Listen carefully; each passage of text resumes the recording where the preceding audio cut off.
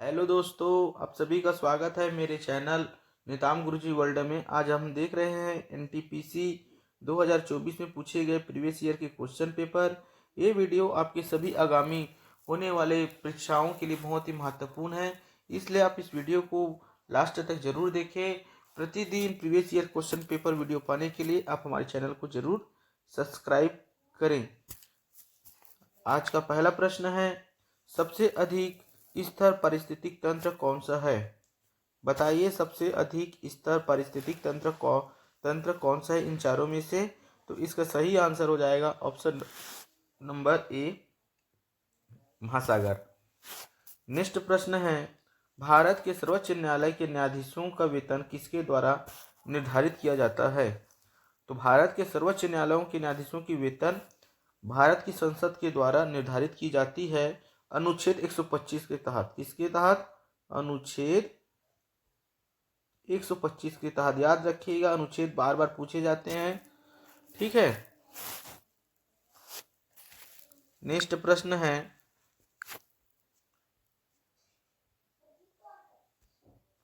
प्रश्न क्रमांक 8 है, कोंडाईकानाल निम्न में से किस पहाड़ी पर स्थित है? बहुत ही बार पूछा गया यह प्रश्न है, इसलिए आप इस वीडियो को पूरा अंत तक देखिए। तो इसका सही आंसर हो जाएगा ऑप्शन नंबर बी, पालानी पहाड़ियों में पर स्थित है, ठीक है। इस पहाड़ी पर अंग्रेजों द्वारा हिल स्टेशन कब स्थापित किया गया था? तो याद रखिएगा, इस पहाड़ी पर हिल स्टेशन सन 1845 को स्थापित किया गया था, ठीक है। नेक्स्ट प्रश्न है, भूदान आंदोलन किसने प्रारंभ 18 अप्रैल 1951 में किया था? बताइए, भूदान आंदोलन किसने प्रारंभ 18 अप्रैल 1951 को से प्रारंभ किया था? बताइए, इसका सही आंसर क्या होगा? तो इसका सही आंसर हो जाएगा ऑप्शन नंबर सी, विनोबा भावे ने। किसने किया था? विनोबा भावे ने, ठीक है।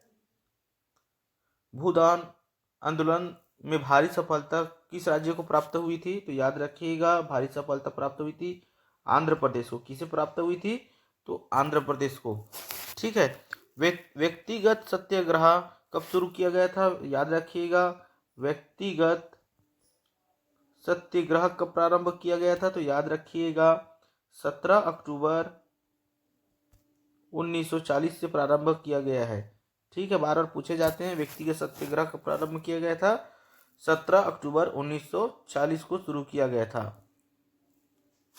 और व्यक्तिगत सत्याग्रह में सर्वप्रथम किसे किसे गिरफ्तार किया गया था सर्वप्रथम? तो याद रखिएगा, विनोबा भावे को ही सर्वप्रथम गिरफ्तार किया गया था, ठीक है।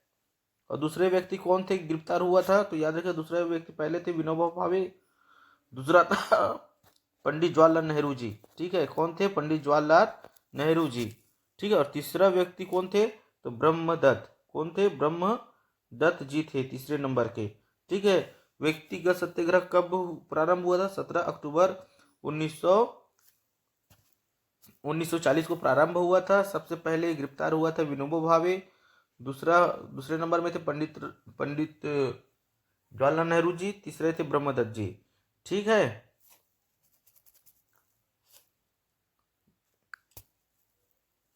संपूर्ण क्रांति की शुरुआत किसने की थी? तो याद रखिएगा, संपूर्ण क्रांति की शुरुआत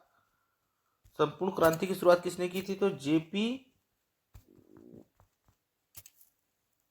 जेपी द्वारा शुरू की गई थी, ठीक है। जेपी के द्वारा शुरू की गई थी। और कब की गई थी संपूर्ण? तो जून 1974 को, संपूर्ण क्रांति।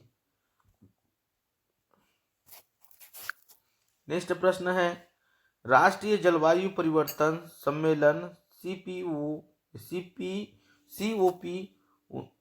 29 संगठन का आयोजन 2024 में कहाँ किया जाएगा? ये 2024 में पूछे गए थे, ठीक है, बहुत ही महत्वपूर्ण है। तो इसका सही आंसर हो जाएगा option number C, Azerbaijan, Baku, ठीक है। नेक्स्ट प्रश्न है, शक्ति को किस रूप में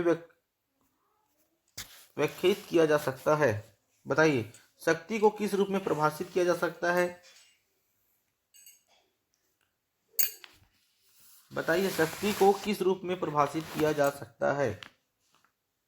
तो इसका सही आंसर हो जाएगा ऑप्शन नंबर बी, कार्य करने की दर अथवा ऊर्जा स्थानांतरण की दर को से शक्ति को परिभाषित किया जा सकता है। एक एचपी बराबर कितना होता है? एक एचपी बराबर होता है 746 वाट। कितना होता है? 746 वाट, याद रखिएगा। ठीक है, 1 किलोवाट बराबर कितना होता है? तो याद रखिएगा 1000 वाट। कितना होता है? तो 1000 वाट होता है, थोड़ा 1000 वाट होता है। ठीक है, वीडियो को अंत तक जरूर देखें, यही प्रश्न आपके आगामी सभी प्रश्न एग्जामों में देखने को मिलेगा। नेक्स्ट प्रश्न है, आधुनिक आवर्त सारणी में धातु, अधातु तथा उपधातु किस ब्लॉक में पाए जाते हैं? बताइए ये तीनों धातु किस ब्लॉक में पाए जाते हैं आधुनिक आवर्त सारणी में?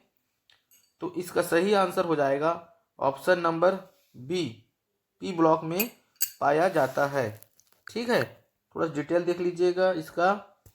पी ब्लॉक के अंतर्गत, पी ब्लॉक किसके अंतर्गत आता है? तो पी ब्लॉक जो आता है 13 से 18 के बीच में। किसके बीच में आता है? 13 से लेके वर्ग 18 तक के तत्व आते हैं। ठीक है, वर्ग के तत्व आते हैं, याद रखिएगा। ठीक है, उसी प्रकार एस ब्लॉक में क्या आता है? तो याद रखिए एस ब्लॉक आता है के अंतर्गत आता है 1 और 2 वर्ग। ठीक है, 1 और 2 वर्ग आते हैं एस ब्लॉक में। ठीक है, और डी ब्लॉक में क्या आता है? तो याद रखिए डी ब्लॉक किसके अंतर्गत आते हैं? तो 3 से 12, 3 से 12 के अंतर्गत आते हैं। ठीक है,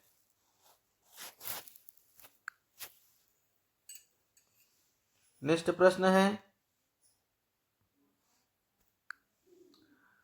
हैजा डंडू किसके द्वारा खोजा गया था?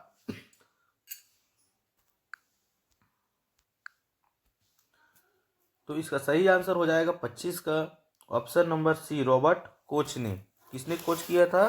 तो रॉबर्ट कोच जी ने किया था खोज। ठीक है, लुईस पास्चर जी ने किसकी खोज की थी? तो याद रखिएगा लुईस पास्चर जी ने रेबीज वैक्सीन की खोज की थी। किसकी की थी? रेबीज वैक्सीन की खोज की थी। ठीक है, याद रखिएगा, बहुत ही महत्वपूर्ण है ये सभी प्रश्न। नेक्स्ट प्रश्न है, और याद रखिएगा जोसेफ लिस्टर ने किसकी खोज की थी? तो जोसेफ लिस्टर जी ने एंटीसेप्टिक की खोज की थी। ठीक है, एंटीसेप्टिक द्वारा चिकित्सक की खोज की थी। एंटीसेप्टिक चिकित्सक की खोज की थी। ठीक है, याद रखिएगा। और रोनाल्डो रोस के द्वारा किसकी खोज की गई थी? तो प्लाज्मोडियम। ठीक है, रोनाल्डो रोस मलेरिया के परजीवी प्लाज्मोडियम, ठीक है, प्लाज्मोडियम के जीवन चक्र की खोज की थी। ठीक है, प्लाज्मोडियम के जीवन चक्र की खोज की थी किसने? तो रोनाल्डो रोस ने मलेरिया के परजीवी प्लाज्मोडियम के जीवन चक्र की खोज की थी। थोड़ा लिखने को परेशानी हो रहा है, लेकिन आप मेरी बातों को सुनिए और नोट करते चलिए, आपको बहुत ही हेल्पफुल होगी। नेक्स्ट प्रश्न है, आलोचना का निंदा से हो, ये तो रीजनिंग का प्रश्न है, इससे पूछे गए थे। ठीक है, आप देख लीजिएगा। नेक्स्ट प्रश्न है, बैंक दर में कमी मुद्रापूर्ति में खाली स्थान कर सकती है। बताइए इसका सही आंसर क्या होगा? बैंक दर में कमी मुद्रापूर्ति में किसकी कर सकती है? बताइए, तो इसका सही आंसर हो जाएगा ऑप्शन नंबर सी, वृद्धि कर सकती है। ठीक है, बैंक दर की कमी मुद्रापूर्ति में वृद्धि कर सकती है। नेक्स्ट प्रश्न है, गुजरात विजय 1572 ईस्वी की यादगार में अकबर ने निम्नलिखित में किसका निर्माण कराया था? बताइए इसका सही आंसर क्या होगा? तो इसका सही आंसर हो जाएगा ऑप्शन नंबर बी, बुलंद दरवाजा की निर्माण करवाया था। ठीक है, बुलंद दरवाजा का निर्माण 1572 ईस्वी में गुजरात के विजय के उपलक्ष्य में फतेहपुर सीकरी में कराया था। कहाँ करवाया था बुलंद दरवाजा का निर्माण? तो फतेहपुर सीकरी में, याद रखिएगा, फतेहपुर सीकरी में। ठीक है, याद रखिए, फतेहपुर सीकरी में निर्माण कराया था। ठीक है। गुजरात में अकबर ने प्रथम बार समुद्र देखा था। ठीक है, गुजरात में सर्वप्रथम किसने समुद्र देखा था? तो अकबर ने देखा था। ठीक है, याद रखिएगा।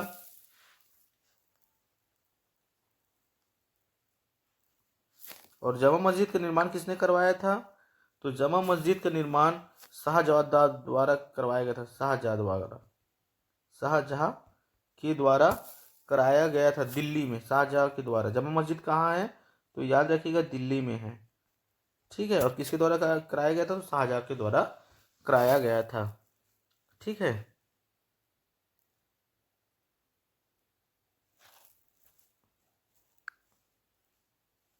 नेक्स्ट प्रश्न है, किसने नारा दिया नियंत्रण नहीं तो सहयोग नहीं? किसने नारा दिया था नियंत्रण नहीं हो तो सहयोग नहीं? तो इसका सही आंसर हो जाएगा option number D, Subhash Chandra Bose ji ने। ठीक है, सुभाष चंद्र बोस का नारा है कि तुम मुझे खून दो मैं तुम्हें आज़ादी दूंगा। किसने कहा था तुम मुझे खून दो मैं तुम्हें आज़ादी दूंगा? तो सुभाष चंद्र बोस जी ने कहा था। तुम मुझे खून दो मैं तुम्हें आज़ादी दूंगा का नारा किसका था? सुभाष चंद्र बोस का था। नियंत्रण नहीं है तो सहयोग नहीं किसका नारा था? सुभाष चंद्र जी बोस का था। ठीक है, सुभाष चंद्र बोस का और नारा था, याद रखिएगा, जय हिंद, दिल्ली चलो, दिल्ली चलो, जय हिंद जय भारत, जय हिंद, जय हिंद जय भारत। ठीक है, याद रखिएगा, दिल्ली चलो, जय हिंद जय भारत का नारा किसने दिया था? सुभाष चंद्र बोस जी ने। ठीक है, जवाहरलाल नेहरू जी ने किस चीज का नारा दिया था? तो जवाहरलाल नेहरू जी का नारा था, मैं एक समाजवादी हूं, मैं एक समाजवादी हूं। ठीक है, मैं एक समाजवादी किसके द्वारा था? तो जवाहरलाल नेहरू जी के द्वारा था। ठीक है, और अरविंद घोष जी ने क्या दिया था, कौन सा नारा दिया था? तो अरविंद घोष जी का कथन था, राजनीतिक स्वतंत्रता राष्ट्र की प्राण वायु है। राजनीतिक स्वतंत्रता राष्ट्र की प्राणवायु है। ठीक है, आप लिखते चलिए, मेरी बात सुनते सुनते। ठीक है, और महात्मा गांधी जी ने क्या कथन दिया था? महात्मा गांधी जी ने, मेरा जीवन मेरे ही दर्शन, मेरा जीवन ही मेरा दर्शन। ये कथन किसका था? तो महात्मा जी का था, मेरा जीवन मेरा जीवन ही मेरा दर्शन है। ठीक है, याद रखिएगा। नेक्स्ट प्रश्न है, अल्पस पर्वत के विस्तार क्षेत्र से संबंधित देश कौन है? बताइए इसका सही आंसर क्या होगा? तो इसका सही आंसर हो जाएगा ऑप्शन नंबर डी, उपरोक्त में सभी, फ्रांस, जर्मनी, स्विट्जरलैंड।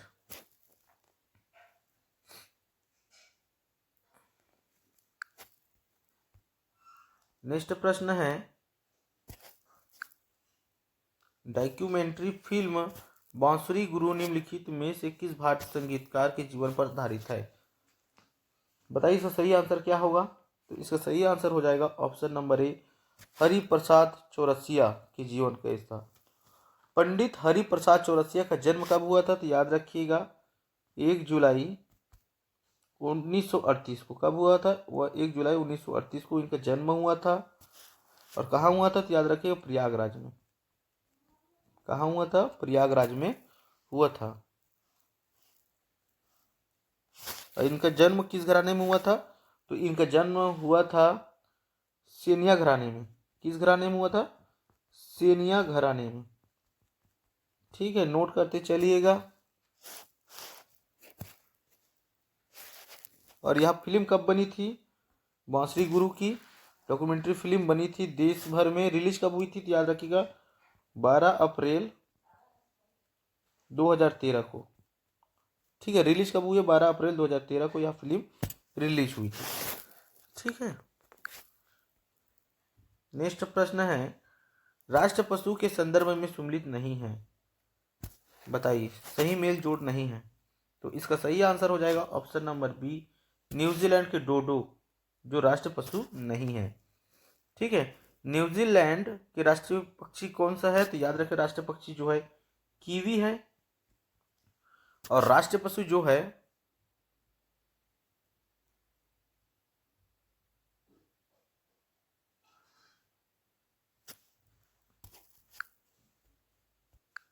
नेक्स्ट प्रश्न है, इंटरपोल का मुख्यालय कहाँ स्थित है? इंटरपोल का मुख्यालय कहाँ स्थित है? तो इसका सही आंसर हो जाएगा ऑप्शन नंबर सी, लियोन में स्थित है। लियोन कहाँ है? तो याद रखिए फ्रांस में। कहाँ है? फ्रांस में है। इंटरपोल की स्थापना कब हुई थी? तो 1923 को हुई थी। कब हुई थी? 1923 को हुई थी। परंतु इसका नाम 1956 में इंटरपोल रखा गया था। ठीक है, 1956 में इंटरपोल पड़ा। ठीक है, इंटरपोल कब पड़ा है? तो याद रखिएगा इंटरपोल नाम पड़ा है 1956 को। ठीक है, और इंटरपोल का नाम 1923 में अंतर्राष्ट्रीय आपराधिक पुलिस आयोग ICPC था। ठीक है, 1923 में क्या था? 1923 में था ICPC था। ठीक है ना, इंटरपोल का नाम क्या था? इंटरपोल का नाम 1923 में अंतर्राष्ट्रीय आपराधिक पुलिस आयोग था। ठीक है, अंतर्राष्ट्रीय आपराधिक पुलिस आयोग था। ठीक है, और विश्व का सबसे बड़ा पुलिस संगठन कौन सा है? तो इंटरपोल है। याद रखिए कौन सा है विश्व का सबसे बड़ा पुलिस संगठन? कौन है? तो इंटरपोल है। ठीक है, यूनेस्को का मुख्यालय कहाँ स्थित है? याद रखिए यूनेस्को का मुख्यालय कहाँ है? तो पेरिस में है। याद रखिएगा। ठीक है, और नाटो का मुख्यालय कहाँ स्थित है? नाटो का मुख्यालय कहाँ है? तो ब्रुसेल्स में है। कहाँ है? ब्रुसेल्स में है।